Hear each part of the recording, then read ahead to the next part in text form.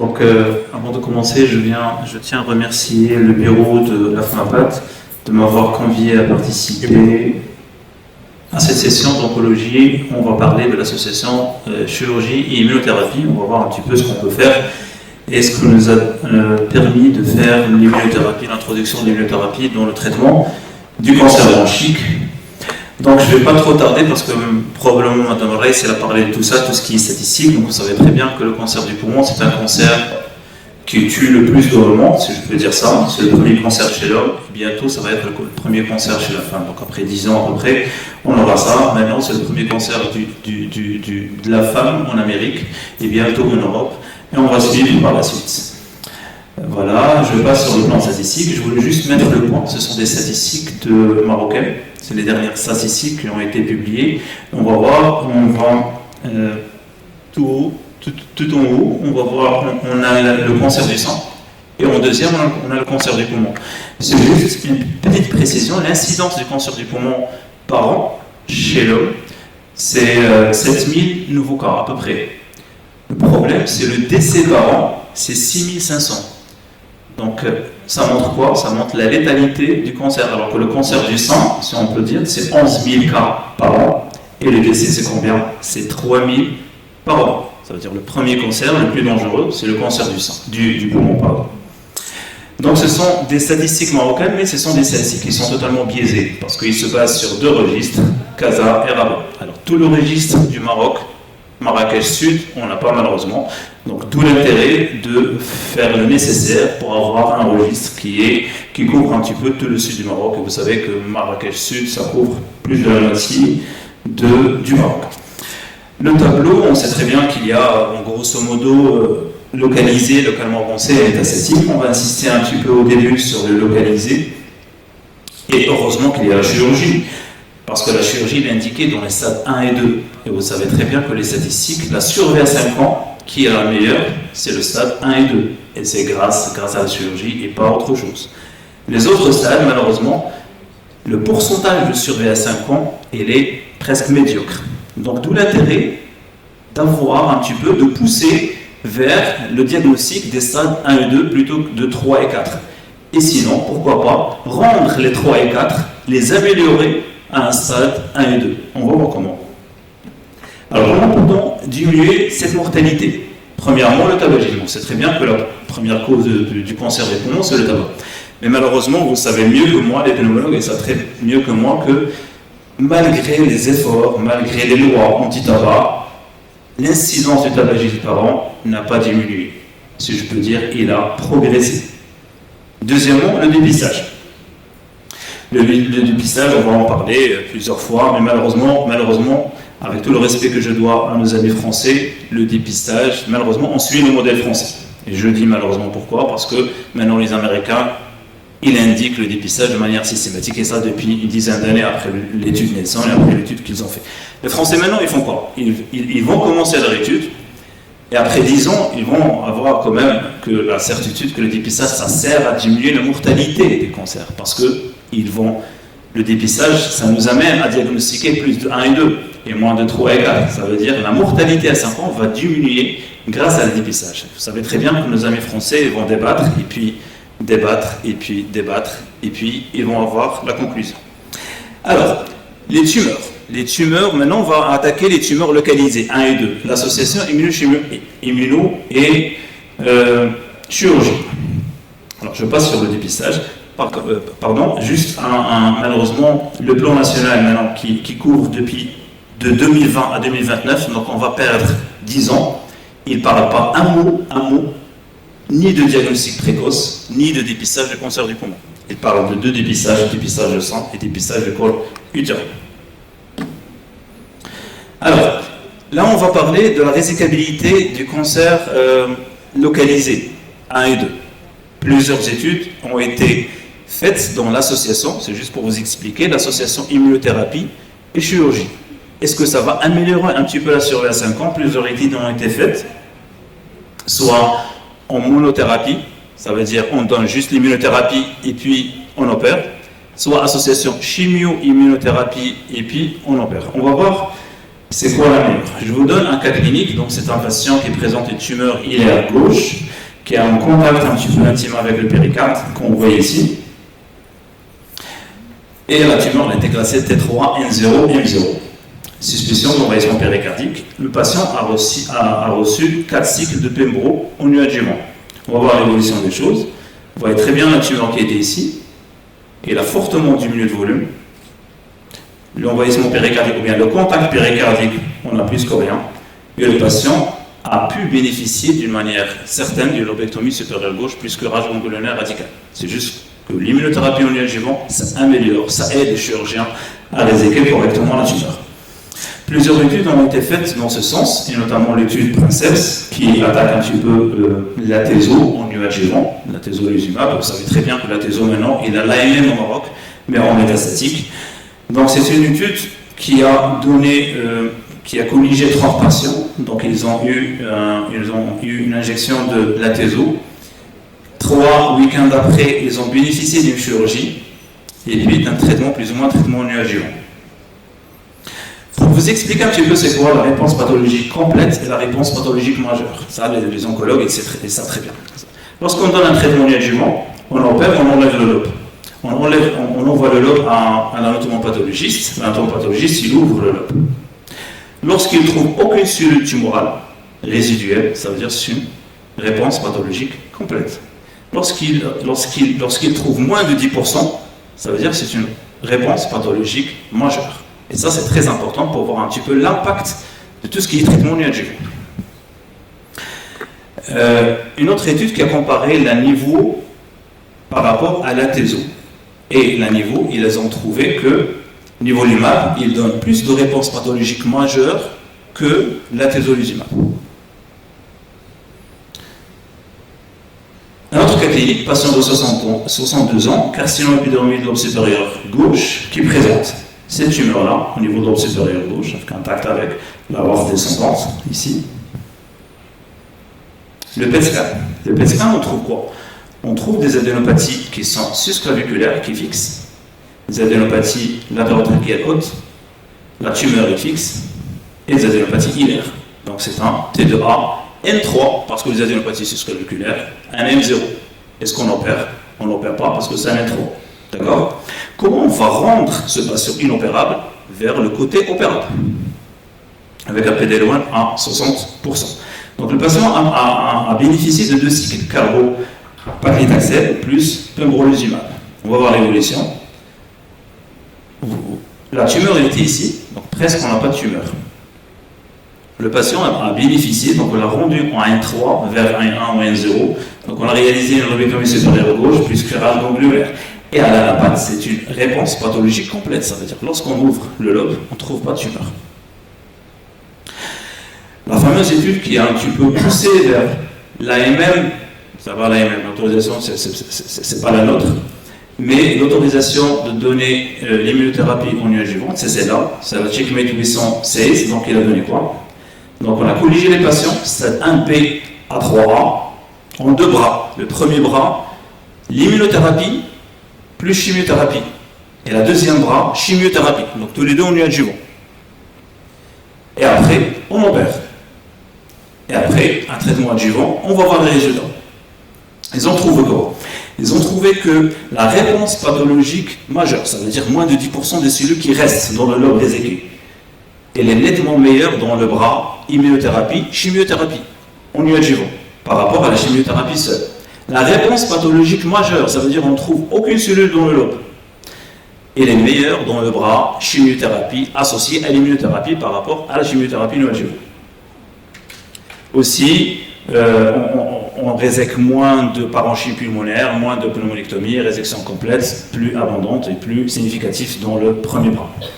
Maintenant, la FDA, il donne l'autorisation de donner la nivolumab, pour ne pas dire le nom commercial, en adjuvant. Maintenant, c'est acquis pour eux. Et lorsqu'ils donnent en adjuvant, c'est juste pour ramener des malades qui ne sont pas opérables vers des malades qui sont opérables. En conclusion, la première partie, donc l'immunothérapie en adjuvant, c'est une vraie place dans le traitement des cancers bronchiques, les résultats des études en cours.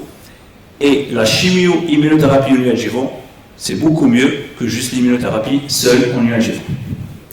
Maintenant, c'est le contraire. On opère et on donne un traitement adjuvant. Plusieurs études ont été réalisées, donc on attaque à ces études-là. Donc, elle a été publiée dans le Lancet en 2021. Donc, c'est des malades qui ont été opérés stade 1B à 3A. Et on va leur donner l'atezolizumab. Vous savez très bien le nom commercial, c'est quoi? C'est pas la peine de le dire. Donc, ils ont fait quoi? Les malades qui ont été réséqués, là, se sont réséqués, ils ont reçu 4 cycles de chimiothérapie. Et puis, ils sont colligés en 2 bras. Premier bras, on donne l'atezo. Deuxième bras, on donne rien du tout. Un placebo. Donc on va voir un petit peu, est-ce que l'atezo va donner beaucoup mieux de résultats pour les patients qui sont opérés. Et on va voir. La survie sans progression, elle est meilleure, vous voyez ici, la courbe en bleu, elle est meilleure dans le bras atezolizumab en adjuvant par rapport au placebo. Pour les patients du stade 2 à 3 aussi, la courbe bleue elle est meilleure que la rouge. Là, je saute sur ça. Maintenant aussi, les Américains, la FDA, il a donné l'autorisation, l'approbation de donner l'atezolizumab en adjuvant pour les malades qui ont été opérés pour améliorer et pour diminuer la récidive. Aussi, pour ne pas parler juste de l'atezo, la pembrolizumab aussi. L'étude a été publiée, elle était positive en mars 2022. Il améliore la survie sans récidive de 24%, quel que soit le statut de PD-L1. Donc, en conclusion de l'immunothérapie adjuvant, de plus en plus un standard dans le traitement des cancers bronchiques, les indications à la dose, la durée et la combinaison à étudier. Et la dernière information que j'ai, le laboratoire qui commercialise l'atezo, que l'AMM pour l'atezo en adjuvant au Maroc a été posée au ministère, et elle est en cours d'étude, et pour eux, ils vont avoir l'approbation pour l'atezo en adjuvant. Ma dernière cas clinique, c'est un patient qu'on a opéré dernièrement. C'est un patient qui présente une tumeur du lobe supérieur droit. Comme vous voyez sur le PET scan, il fixe la tumeur, et il fixe au niveau précarinaire, sous-carinaire, ilaire. Voilà, sous-carinaire. Vous voyez un petit peu les adénopathies ici. Et il fixe au niveau de la côte. La scintigraphie osseuse, il a confirmé que c'est probablement une métastase osseuse d'un carcinome pulmonaire. Donc si on veut le classer, c'est quoi? C'est un T3, N2, mutation M1. Donc si on l'envoie à l'oncologue, il va faire quoi? Bien sûr, immunothérapie maintenant. C'est une immunothérapie. Heureusement, il a pris l'immunothérapie. C'est juste que on ne doit pas coller l'étiquette d'un néométastatique à l'individu et il reste avec cette étiquette. Si on donne un traitement d'induction, on peut le nommer néoadjuvant d'induction ou bien un traitement. Il faut restadifier le malade à chaque fois. À chaque fois que vous donnez un traitement, restadifiez le malade. Si votre malade revient de loin de la partie métastatique vers la partie localisée, alors là, vous pouvez y aller. Et c'est ce qu'on a fait. Donc voilà la fixation au niveau de la côte.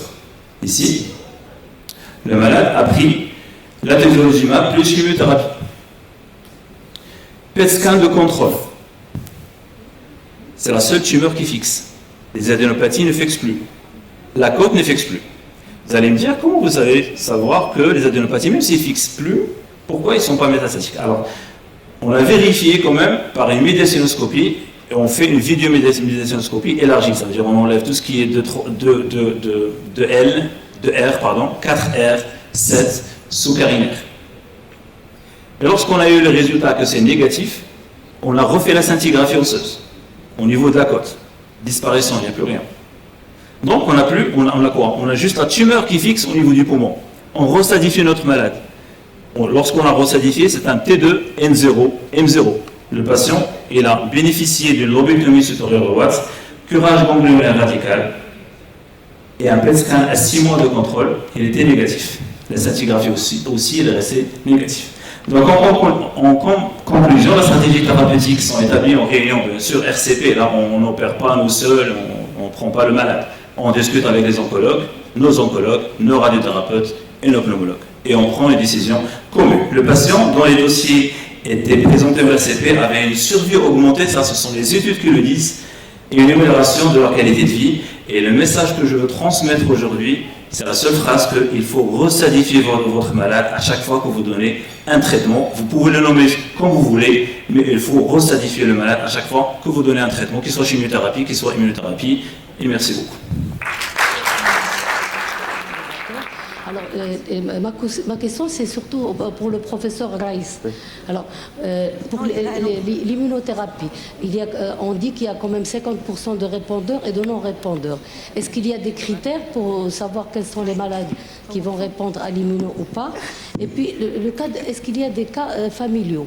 Et dans ce cas, est-ce qu'on peut demander une biopsie liquide dans la fratrie ou les enfants, ou ça ne sert à rien, ça ne fait que les traumatiser, sachant qu'il y a des faux positifs et des faux négatifs à la biopsie liquide?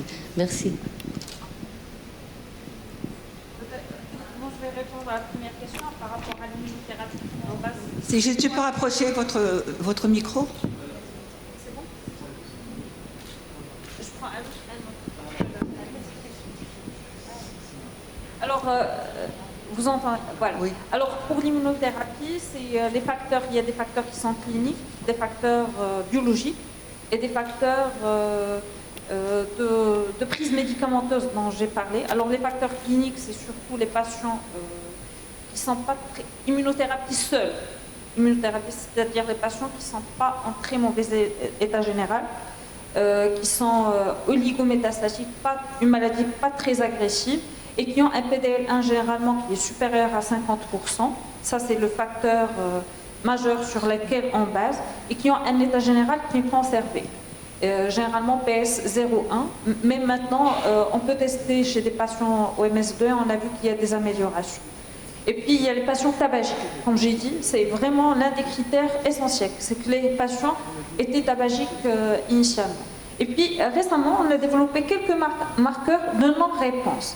Comme les STKK, c'est des analyses moléculaires, on a découvert que les patients qui ont ces anomalies moléculaires ne répondent pas à l'immunothérapie. On va les utiliser par la suite, peut-être pour voir pourquoi ces gens ne répondent pas. Pas tout le monde va répondre à l'immunothérapie, certes, comme vous le savez tous, mais les gens qui vont répondre, ça va être 20 à 30% qui seront de longs répondeurs. On a même des réponses complètes cliniques et radiologiques qui persistent dans le temps. On a même des gens actuellement, les anciens patients, il y a une vingtaine % de patients qui survivent à 10 ans. Et ça, c'est pour eux. Alors la deuxième question, je n'ai pas compris pourquoi vous voulez faire dans la fratrie les... de cancer de poumon. D'accord. Oui. Oui. Alors, comme vous savez, les patients tabagiques, pas tous vont faire une... c'est des patients tabagiques, c'est des gens qui étaient tabagiques. Pas tous. Alors, peut-être qu'ils ont une anomalie moléculaire génétique qu'il faut dépister. Malheureusement, actuellement, ce qu'on fait, c'est qu'on recherche les mutations, pas génétiques, pas germinales. C'est-à-dire qu'on n'est pas en train de rechercher des mutations héréditaires, germinales. On recherche des mutations sur les cellules tumorales circulantes, ce que vous avez dit, la biopsie liquide, ou bien somatiques sur la tumeur. Mais il n'y a pas de transmission génétique connue. Ce qu'on sait pour les patients tabagiques, c'est pas que tout le monde va faire un cancer de poumon. C'est-à-dire qu'il y a des susceptibilités génétiques. On va trouver quelqu'un qui fume 50 ans, il ne va jamais faire un cancer de poumon. Et un qui a fumé 2 ou 3 paquets, et il va faire un cancer. Certainement, il y a d'autres facteurs. Et certainement, ces facteurs sont moléculaires. Mais sur le plan, est-ce qu'on doit demander, il n'y a pas de transmission génétique actuellement, ou de mutation germinale connue, transmissible dans le cancer de poumon, comme pour le cancer, par exemple, de prostate, ou le cancer ou d'autres cancers. C'est-à-dire qu'on ne recherche que des biopsies liquides sur les cellules tumorales circulantes du cancer, chez les patients qui sont atteints de cancer. Oui, c'est Brahimi. C'est à propos des cas cliniques. À la limite, le deuxième cas ne me poserait pas beaucoup de problèmes puisque l'os il progresse de façon très progressive et qu'à la limite, une fois que le malade a répondu au niveau de N2, tu peux opérer. Mais ce qui me pose le problème, c'est le premier cas. C'est là où tu es le N3. Les N3, on a toujours appris de ne pas toucher. et que là tu avais quand même une réponse complète et pathologique complète à l'impact, c'est-à-dire quand tu es rentré, tu n'as rien trouvé comme tumeur, et tu es allé quand même opérer. Pourquoi ne pas avoir attendu? Pourquoi ne pas avoir fait une expectative surveillance? Parce que de toutes les façons, le N3, on sait que ça va reflamber un de ces quatre. Je ne sais pas, est-ce que le traitement, est-ce qu'il y a des essais qui ont prouvé que le traitement d'immunothérapie associé à la chirurgie permet effectivement, sur une durée de suivi, permet une survie sans rémission, sans rechute? Alors, pour le cas clinique, le N3, c'est vrai que c'est un cas à ne pas opérer. C'est ça le but.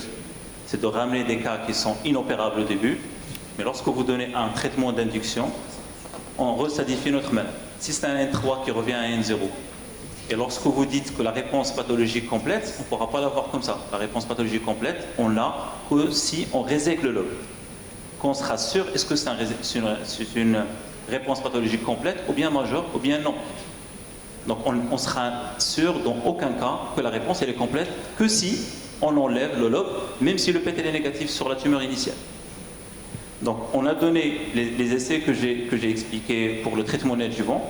Il y a beaucoup d'essais qui sont maintenant pour donner un traitement adjuvant pour les malades qui sont localement avancés ou bien métastatiques. N3. N3.